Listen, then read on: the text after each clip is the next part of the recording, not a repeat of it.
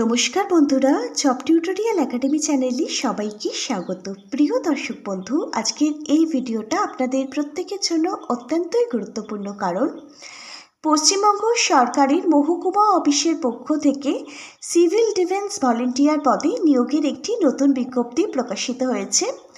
আপনি যদি একজন ভারতীয় নাগরিক হয়ে থাকেন এবং ওয়েস্ট বেঙ্গলের একজন পার্মানেন্ট বাসিন্দা হয়ে থাকেন, তাহলেই আপনি কিন্তু এখানে আবেদন করতে পারবেন। চলুন তাহলে এই নিয়োগ সংক্রান্ত যাবতীয় তথ্যই আমি সম্পূর্ণ ডিটেলসে আলোচনা করব আজকের এই ভিডিওর মাধ্যমে। প্রত্যেকের কাছে আমার অনুরোধ রইল আজকের ভিডিওটা সম্পূর্ণ দেখবার জন্য। আর আপনাদের মধ্যে যারা চ্যানেলে নতুন দর্শক বন্ধু আছেন, আপনারা যদি চান আপনাদের প্রত্যেকটা জেলার সরকারি এবং বেসরকারি চাকরির জব আপডেটগুলো সম্পূর্ণটাই বিনামূল্যে প্রতিদিন নিজেদের বাড়িতে বসে পেতে, তাহলে অবশ্যই কিন্তু মনে করে আপনাদেরই একাডেমি জব টিউটোরিয়াল একাডেমিকে একটা সাবস্ক্রাইব করে রাখবেন। চলুন এবার তাহলে দেখে নেওয়া যাক আজকের গুরুত্বপূর্ণ আপডেটটি। আমরা আপনাদের প্রত্যেককে অনস্ক্রিনের মাধ্যমে দেখিয়ে দিচ্ছি প্রকাশিত হওয়া অফিসিয়ালি বিজ্ঞপ্তিটা। আপনারা প্রত্যেকেই দেখুন অফিসিয়ালি বিজ্ঞপ্তিটা দেখতে পাচ্ছেন। 23শে জুলাই 2026 বিজ্ঞপ্তিটা অফিসিয়ালিভাবে প্রকাশিত হয়েছে, যেখানে সিভিল ডিফেন্স ভলেন্টিয়ার পোস্টে নিয়োগ করানো হচ্ছে। বিজ্ঞপ্তিটা প্রকাশিত হবার যে অ্যাডভার্টাইজমেন্ট নাম্বার মানে মিবো নাম্বার, সেটাও কিন্তু আপনারা প্রত্যেকে অনস্ক্রিনে দেখতে পাচ্ছেন। এখানে মোট 45টি শূন্যপদ রয়েছে। এর মধ্যে থেকে পুরুষদের জন্য 30টি শূন্যপদ রয়েছে এবং মহিলাদের জন্য এখানে 15টি শূন্যপদ রয়েছে। তবে একটি গুরুত্বপূর্ণ বিষয় আপনাদের প্রত্যেককে বলে রাখি, এটি ডেলি ওয়েজেস বেসিক, অর্থাৎ দৈনন্দিন মজুরির ভিত্তিতেই কিন্তু এখানে আপনাদের কাজ করতে হবে। মানে এখানে প্রতিদিনের পেমেন্ট আপনারা এখানে কিন্তু প্রতিদিন পাবেন। সবার প্রথমে আসা যাক শিক্ষাগত যোগ্যতাটির প্রসঙ্গে। এই পদে আবেদন করবার জন্য প্রার্থীকে কিন্তু মাধ্যমিক পাস বা সমতুল্য কোনো পরীক্ষায় উত্তীর্ণ হতে হবে। আপনি যদি যে কোনো স্কুল বোর্ড থেকে যে কোনো পার্সেন্টেজ নিয়ে মাধ্যমিক পাস করে থাকেন, আপনি এখানে আবেদন করতে পারবেন। এর পাশাপাশি প্রার্থীর কিন্তু সিভিল ডিফেন্স বেসিক ট্রেনিং সম্পূর্ণ করা কিন্তু বাধ্যতামূলক, তবেই কিন্তু এই পোস্টের জন্য আপনি আপনার আবেদনটি করতে পারবেন। এবারে জেনে নেওয়া যাক এখানে আবেদন করবার জন্য আবেদনকারীর বয়সসীমা কি থাকতে হবে। এখানে আবেদনকারীর বয়স হতে হবে ন্যূনতম 18 বছর। আপনার বয়স যদি ন্যূনতম 18 বছর হয়ে গিয়ে থাকে এবং আপনার মধ্যে যদি নির্দিষ্ট শিক্ষাগত যোগ্যতা থেকে থাকে, আপনি কিন্তু অবশ্যই আবেদন করতে পারবেন। এখানে 18 থেকে 38 বছর বয়সের মধ্যে মেল এবং ফিমেল প্রত্যেকটা ক্যান্ডিডেটকেই কিন্তু আবেদনের সুযোগ দেওয়া হচ্ছে। মনে রাখবেন এখানে বয়সটি কিন্তু হিসেব করা হবে 1 জানুয়ারি 2026 অনুযায়ী। এবারে জেনে নেওয়া যাক সিলেকশন প্রসেস অর্থাৎ নিয়োগ প্রক্রিয়া সম্পর্কে। এখানে দেখুন সবার প্রথমে আপনাদের কিন্তু ফিজিক্যাল মেজারমেন্ট টেস্ট, যাকে পিএমটি বলা হয়, এই পিএমটি যোগ্যতা কিন্তু আপনার থাকতে হবে।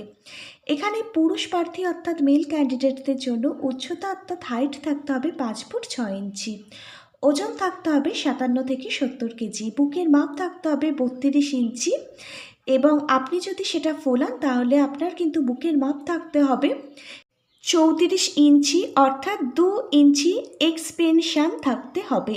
এবার দেখুন মহিলা প্রার্থীদের ক্ষেত্রে আপনার উচ্চতা থাকতে হবে 4 ফুট 11 ইঞ্চি, আপনার ওজন থাকতে হবে 45 থেকে 60 কেজি, আর মহিলাদের ক্ষেত্রে কিন্তু বুকের মাপ প্রযোজ্য নয়। এবার দেখুন আপনাদের পিএমটি টেস্টে উত্তীর্ণ হওয়ার পর আপনাদের কিন্তু পিইটি পরীক্ষায় অংশগ্রহণ করতে হবে। এখানে পুরুষ অর্থাৎ মেল ক্যান্ডিডেটদের জন্য কি ক্রাইটেরিয়া রয়েছে এবং ফিমেল মহিলা ক্যান্ডিডেটদের জন্য এখানে কি ক্রাইটেরিয়া রয়েছে, প্রতিটা ক্রাইটেরিয়াই এখানে কিন্তু ডিটেলসে ভাগ করা রয়েছে। একটু জুম করে আপনারা দেখে নিন। এখানে পিএমটি এবং পিইটি পরীক্ষায় যারা উত্তীর্ণ হবেন তাদেরকেই কিন্তু 50 নম্বরের রিটেন এক্সাম লিখিত পরীক্ষা দিতে হবে। পরীক্ষার সময় থাকবে 1 ঘন্টা। পরীক্ষায় থাকবে মোট 50টি অবজেক্টিভ টাইপের এমসিকিউ প্রশ্ন। প্রতিটি প্রশ্নে 4টি করে অপশান থাকবে। এখানে সব থেকে গুরুত্বপূর্ণ বিষয় হচ্ছে এখানে কিন্তু নেগেটিভ মার্কিং থাকছে। প্রতিটা ভুল উত্তরের জন্য 1/4 নাম্বার নেগেটিভ মার্কিং থাকবে। 4টে প্রশ্নের যদি ভুল উত্তর দিয়ে থাকেন 1 নাম্বার করে কিন্তু আপনার প্রাপ্ত নাম্বার থেকে বাদ যাবে। এবার জেনে নেওয়া যাক লিখিত পরীক্ষা অর্থাৎ রিটেন এক্সামে কোন কোন বিষয় থেকে প্রশ্ন আসছে এবং কত নাম্বারের প্রশ্ন আসবে। General awareness and general knowledge থেকে 25 নম্বরের প্রশ্ন আসবে। এলিমেন্টারি ম্যাথামেটিক্স থেকে 15 নম্বরের প্রশ্ন আসবে। রিজনিং অ্যান্ড লজিক্যাল অ্যানালাইসিস থেকে 10 নম্বরের প্রশ্ন আসবে। এখানে কিন্তু মোট 50 নম্বরের রিটেন এক্সাম হবে। আর রিটেন এক্সামের জন্য আমি কিছু গুরুত্বপূর্ণ বই ট্যাগ করে দিচ্ছি। প্রতিটা বইয়ের লিঙ্ক পেয়ে যাবেন ভিডিওর ঠিক নিচের থাকা ডিসক্রিপশান বক্সে। কারণ আবেদন প্রক্রিয়া শেষ হওয়ার কিছুদিনের মধ্যেই কিন্তু লিখিত পরীক্ষা হবে। হাতে কিন্তু খুব একটা বেশি দিন সময় নেই। এখন থেকে আপনারা পরীক্ষার জন্য প্রস্তুতি আরম্ভ করে দেন। এই বইগুলো থেকে আপনারা বাড়িতে বসেই কিন্তু পরীক্ষার জন্য নিজেদেরকে তৈরি করতে পারবেন। কোথাও পড়তে যাওয়ার কোনো প্রয়োজন হবে না। প্রতিটা বইয়ের সাথে পেয়ে যাবেন খুব ভালো মানের ডিসকাউন্টও, যেটা কিন্তু বাইরে থেকে বই পারচেস করলে আপনারা পাবেন না। এই নিয়োগের জন্য কোনো অ্যাপ্লিকেশন ফিস লাগবে না। আপনারা কিন্তু এখানে সম্পূর্ণ বিনামূল্যেই আবেদন করতে পারবেন। এখানে কবে থেকে আবেদন শুরু হচ্ছে? এখানে 27শে জুলাই 2026 থেকে আবেদন প্রক্রিয়া শুরু হচ্ছে। এখানে 14ই আগস্ট 2026 পর্যন্তই লাস্ট আবেদন প্রক্রিয়াটি চলবে। আর আবেদন ফর্ম কোথা থেকে পাওয়া যাবে? আপনাদের নিকটবর্তী যে এসডিও অফিস রয়েছে সেখান থেকেই আপনাদের কিন্তু আবেদন ফর্মটি সংগ্রহ করতে হবে অফিস আওয়ারের মধ্যে।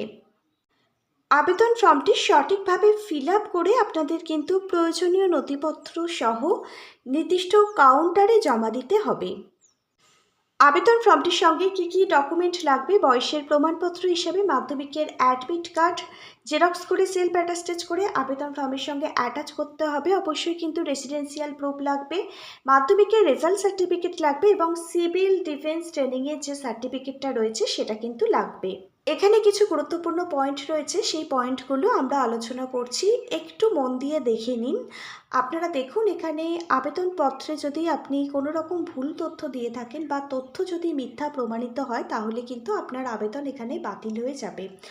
আবেদন ফর্মের সঙ্গে যদি আপনি অফিসিয়ালি সিগনেচার না করেন বা আপনার রিসেন্ট তোলা কালার পাসপোর্ট সাইজের ফটো যদি আঠা দিয়ে অ্যাটাচ না করেন এবং প্রয়োজনীয় যে সমস্ত ডকুমেন্টের কথা বলা হয়েছে সেগুলো যদি আপনি অ্যাপ্লিকেশন ফর্মের সঙ্গে অ্যাটাচ না করেন তাহলে কিন্তু আপনার অ্যাপ্লিকেশন ফর্মটা অসম্পূর্ণ থেকে যাবে এবং অসম্পূর্ণ অ্যাপ্লিকেশনের জন্য কিন্তু আপনার আবেদন ফর্মটি এখানে বাতিল করা হবে। আরও একটি গুরুত্বপূর্ণ বিষয়, এই পদটি ডেলি ওয়েজেস ভিত্তিক, মানে এটিকে কিন্তু পার্মানেন্ট গভর্নমেন্ট জব হিসাবে আপনি আবেদন করবেন না, কারণ এখানে কিন্তু স্থায়ী পদে নিয়োগ করানো হচ্ছে না। এখানে কন্ট্রাকচুয়াল ভিত্তিক কিন্তু নিয়োগ করানো হবে। পরবর্তীকালে হয়তো আপনি যদি ভালো কাজ করেন আপনাকে কিন্তু পার্মানেন্ট করা হলেও কিন্তু করা হতে পারে। অফিসিয়ালি বিজ্ঞপ্তিটা প্রকাশিত হয়েছে government of West Bengal, office of the sub divisional officer Contai পূর্ব মেদিনীপুর জেলার তরফ থেকে। আর এখানেই কিন্তু এই নিয়োগটি হবে। আপনারা যদি এখানকার একজন স্থায়ী বাসিন্দা হয়ে থাকেন অবশ্যই কিন্তু আপনারা এখানে আবেদন করে দেবেন নির্ধারিত সময়ের আগে। মনে রাখবেন 14ই আগস্ট 2026 এখানে আবেদন করবার লাস্ট ডেট। আবেদনটি করবার আগে অফিসিয়ালি বিজ্ঞপ্তিটা পড়বেন, বুঝবেন এবং নিজের দায়িত্বে আবেদন করবেন, কাউকে কোনো টাকা পয়সা দেবেন না। আজকে তাহলে এখানে এই পর্যন্তই। Hare Krishna, Radhe Radhe, thank you universe. ধন্যবাদ সবাইকে।